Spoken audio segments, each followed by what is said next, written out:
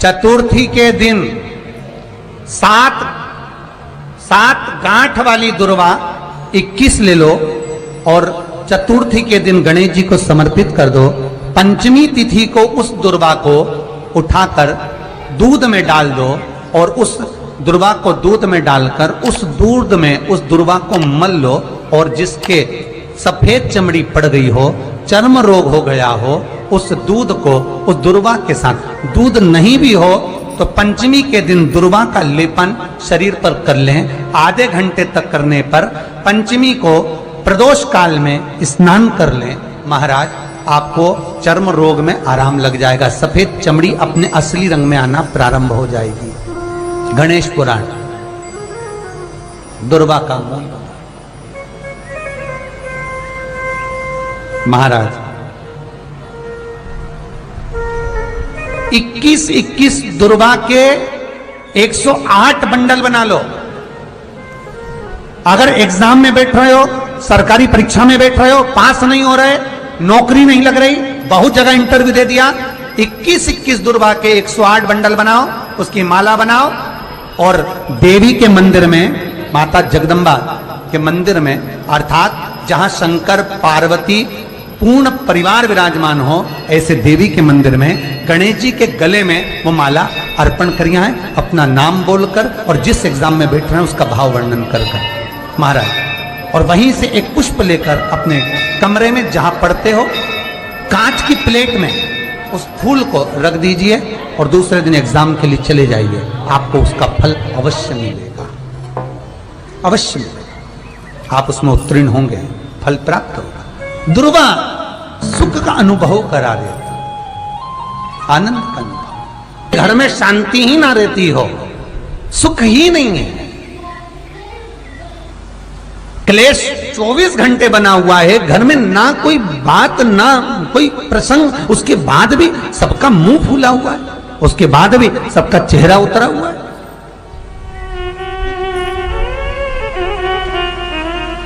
जिस घर में सुख और शांति ये दोनों चीजें नहीं हैं, वो निवेदन है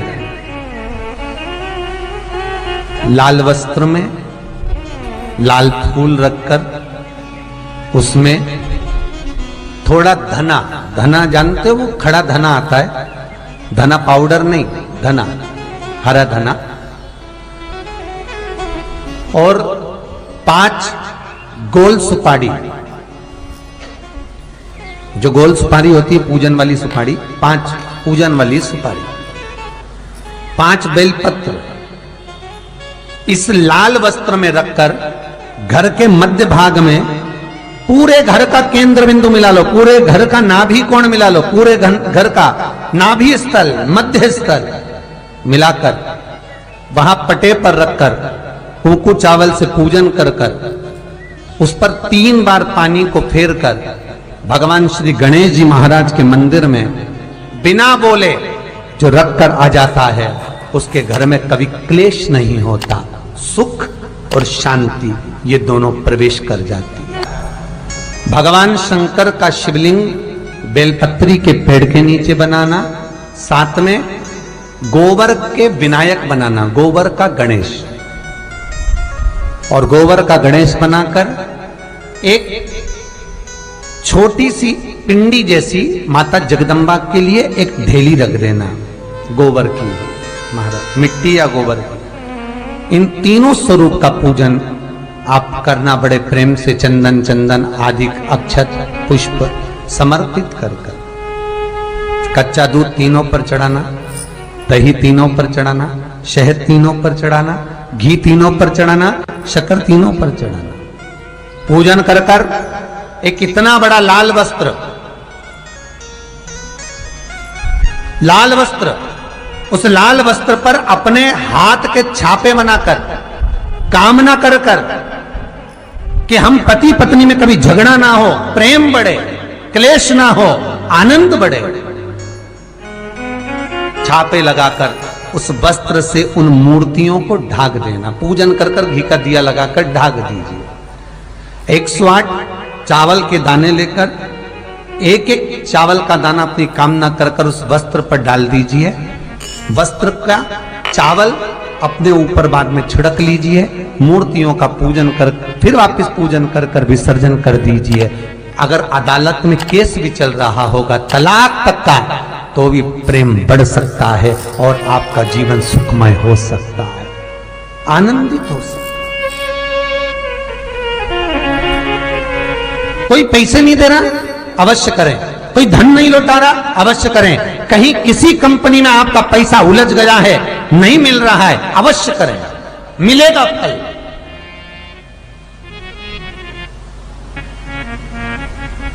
लाखों रुपए डूब रहे हैं, एक बार करने में क्या जाता है, निकल आएगा पैसा, काम ना कर कर कर।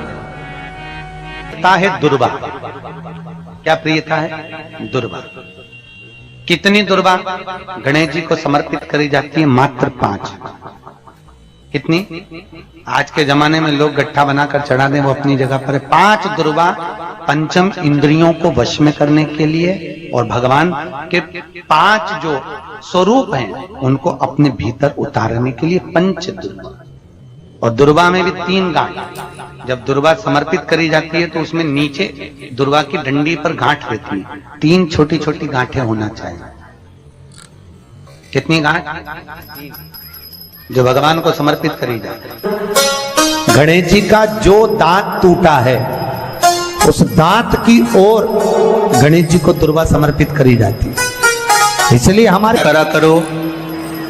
अगर घर में संपदा लक्ष्मी नहीं आ रही हो, व्यापार व्यवसाय नहीं चल रहा हो, नौकरी सर्विस नहीं मिल रही हो, बहुत तकलीफ हो, 7 बेलपत्री केसर को घिसकर चंदन बनाकर बेलपत्री पर बीच वाली पत्ती पर ओम लिखना है। दोनों पत्तियों पर भी एक आद्यशक्ति जगदम्बा के नाम की केसर की बिंदी लगाना है, दूसरे में श्री गणेश रिद्धि सिद्धि के नाम की बिंदी लगाना है। शिव जी पर समर्पित करते जाना, शंकर को चढ़ाते जा। हमने कहा गणेश जी फ्री रहने का केवल एक समय होता है, एक टाइम होता है, एक पल होता है, एक घड़ी होती है कि गणेश जी महाराज हमारे घर में आ गए।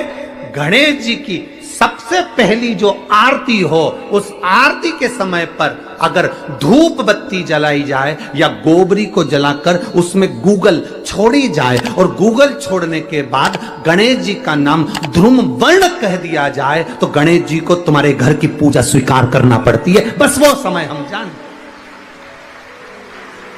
हम तो बस उतना जानते हैं कि शिव महापुराण में लिखा और मुद्गल पुराण में लिखा, गणेश पुराण में लिखा, गणेश जी का एक नाम होता है ध्रुम वर्ण।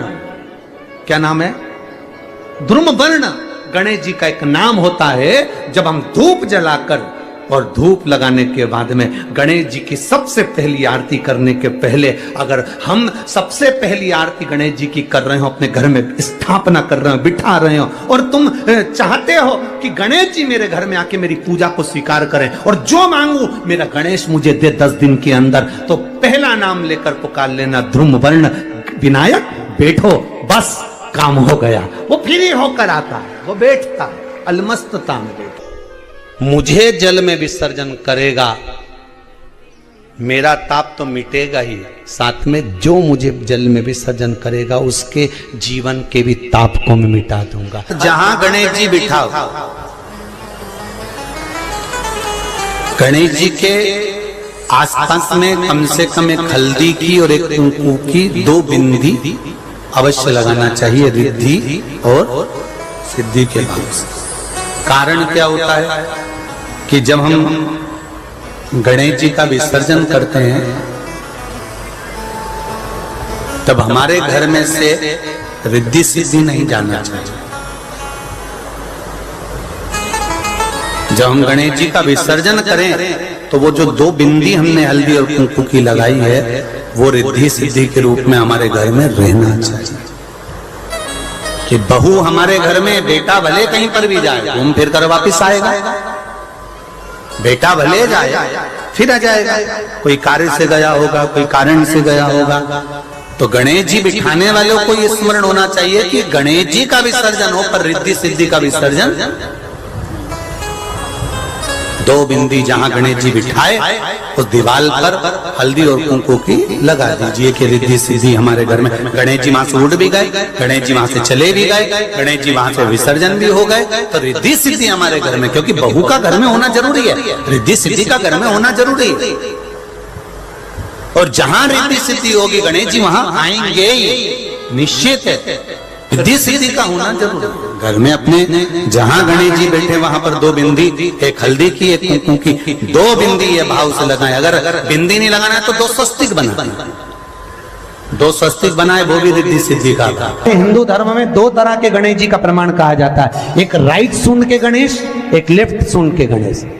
राइट सूंड का जो गणेश होता है वो घर में रखा जाता है, और लेफ्ट सूंड का जो गणेश होता है वो अपने ऑफिस में, व्यापार की जगह पर, दुकान में, धंधे में, पानी में, सर्विस में, नौकरी में लेफ्ट सूंड का गणेश रखा जाता है। जिसकी दुकान, व्यापार, व्यवसाय में अगर राइट सूंड का गणेश रखा जाता है तो लक्ष्मी आती है पर टिकती नहीं है।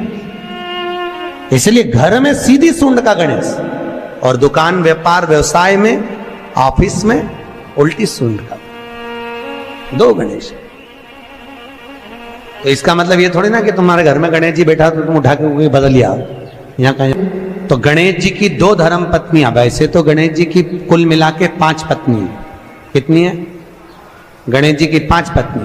पहली श्री, दूसरी तुष्टि, तीसरी पुष्टि, चौथी रिद्धि और 5वीं सिद्धि। ये व्यक्ति के नाम के आगे जो लिखा रहता है ना श्रीमान, ये श्री संबोधन कहां से आया? और एक पीछे लिखते हैं, जैसे नाम के आगे लिखते हैं श्री और पीछे लगाते हैं जा में ई की मात्रा जी। लिखते हैं कि इधर नहीं लिखते? लिखते हैं श्रीमान अग्नि प्रसाद जी, श्रीमान बद्री प्रसाद जी, श्रीमान हरीश प्रसाद जी। तो श्री आगे क्यों आया और जी पीछे क्यों आया? कौन ने लगाया? किस लिए लगाया? कौन ने बताया कि आगे श्री लिखो? किसी के नाम के आगे जी लिख दे, पीछे श्री लिख दे, मर्जी अपनी, अपन कुछ भी लिख सकते हैं। और किसने कहा कि आगे श्री लिखो? क्योंकि गणेश जी महाराज जब विवाह करने जा रहे थे और गणेश जी की जब बारात जा रही थी तो यमुना जी के तट पर गणेश जी की प्रथम पत्नी श्री गणेश जी के चरण पखारने के लिए खड़ी हो गई। और प्रथम गिनती में जब गणेश जी चलने लगे तो श्री ने उनके चरणों को रोक लिया और कहा, प्रभु मैंने आपका आवाहन करा है, मैं आपको अपने पति के रूप में देखती हूँ। भगवान गणेश जी ने कहा, तूने प्रथमता में मुझे पाया है, जिसके नाम के आगे तेरा संबोधन लगा रहेगा वो जगत में प्रसिद्ध होता चले जाएगा। इसलिए श्रीमान लिखा जाता है। जिसके घर में भगवान गणेश की नृत्य की मूर्ति लगी रहती है, उस घर में जितने भी परिवार के लोग रहते हैं वो कहीं ना कहीं 24 घंटे काम में लगे रहते हैं, पर उनको शांति रत्ती भर की नहीं मिलती है। अब वो हमसे पूछे समय क्या है, हमने कहा देखो हमारे को तो मालूम नहीं, बस इतना जरूर जानते हैं कि ध्रुम वर्ण नाम के मेरे विनायक, जो जिनके शरीर से भक्तों के ताप मिटाने के लिए अग्नि जैसी तेज निकलता रहता है, जिनके शरीर से धुएं की भांति अग्नि प्रकट होती रहती है।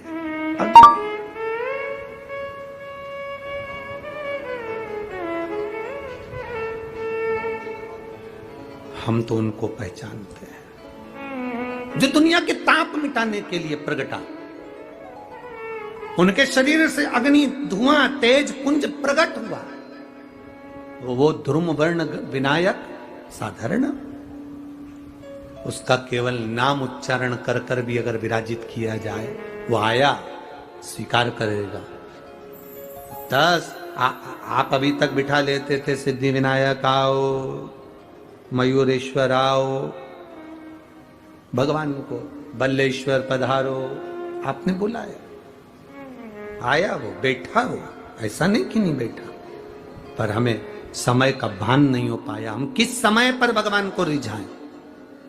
परमात्मा को रिझाने का कोई समय होता है? भगवान को तो जब तुम्हारी मर्जी पड़ जाए, जब तुम्हारा दिल कर जाए, तब मेरे भगवान को रिझाने का प्रयास करो, वो तुम्हारे करीब में आकर बैठ जाएगा जब तुम्हारा मन पड़े। शिव तत्व कह रहा है। एक बार ब्रह्मा जी ने भगवान विष्णु से पूछ लिया था। ब्रह्मा जी ने भगवान नारायण से पूछा, भगवान विष्णु से पूछा कि इस ब्रह्मांड में जितना आदर किसी का नहीं होता, उतना आदर महादेव का होता है। और महादेव तो स्वयं मौन रहकर रहते हैं, समाधि में तप साधना में डूबे रहते हैं। इसके बाद भी लोग उनका इतना आदर क्यों करते, इतना सम्मान क्यों करते? ब्रह्मा जी कहते हैं हम इतना देते हैं, भगवान नारायण इतना देते हैं, इंद्र इतना देते, वो इतना देते, वो इतना देते। शंकर भगवान कुछ नहीं देते। शिव जी तो केवल समय समय पर प्रदान करते हैं, इसके बाद भी उनका इतना आदर क्यों है? जो शंकर जी की शिव पुराण कहती है, वही हम आपसे भी कहना चाहेंगे, और वही इस पूरे देश राष्ट्र के हर एक नेता से कहना चाहेंगे। फ्री में अनाज दो मत दो, फ्री में कपड़ा दो मत दो, फ्री में आप सामान दो मत दो, पर राष्ट्र में दो चीजें फ्री होना चाहिए जो मेरे महादेव ने दी है। एक दवाई, दूसरी पढ़ाई, ये फ्री होना चाहिए। हेलो दोस्तों, नमस्कार। मैं पूजा पांडे अपने चैनल में आप सभी का